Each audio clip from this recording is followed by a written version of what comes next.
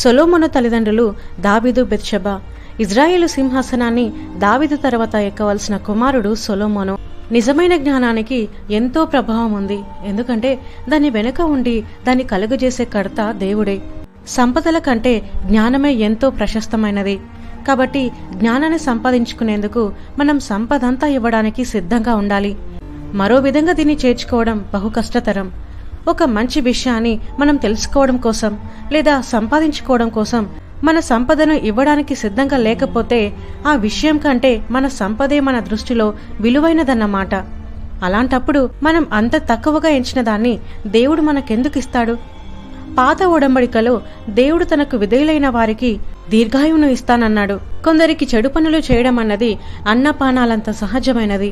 అది చేయనిదే వాళ్లకు నిద్ర పట్టదు. గంభీరమైన అర్థాన్ని కలిగే ఆనిముత్యాల్లా అలారారుతూ ఈ పుస్తకంలో తరచుగా కనిపించే సూక్తులలో ఇది ఒకటి. మన హృదయాలు ఎన్నో విషయాలతో నిండి ఉంటాయి.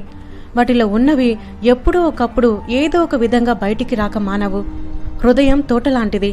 నాటిన విత్తనాలు పోషణ సవ్యంగా ఉంటే మంచి ఫలసాయం దిగుబడి ఉంటుంది. అలా కాక దాని మానన దాన్ని వదిలేస్తే పనికి మాలిన కలుపు మొక్కలు పెరుగుతాయి. హృదయం నీటి ఊట లాంటిది. ఉన్న నీటిని బట్టి దాంట్లో నుంచి తియ్యని జలమో లేక చేదు నీరో ఉబికి ప్రవహిస్తాయి. అంటే మూర్ఖపు మాటలు నోటికి రానియకము, పెదవుల నుండి కుటిలమైన మాటలు రానియకము.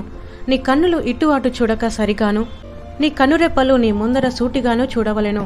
ఇలా చేయకపోతే ఎదురు దెబ్బ తగిలి పడిపోయే ప్రమాదముంది. కుడికి ఎడమకి తొలగిపోవడం అంటే దేవుని వాక్కుకు సంపూర్ణ విధేయత చూపడం మాని దారి తప్పిపోవడం. ఇరుకైన ముక్కుసూటి మార్గానికి బయట ఉండేదంతా పాపమే. Praise the lord.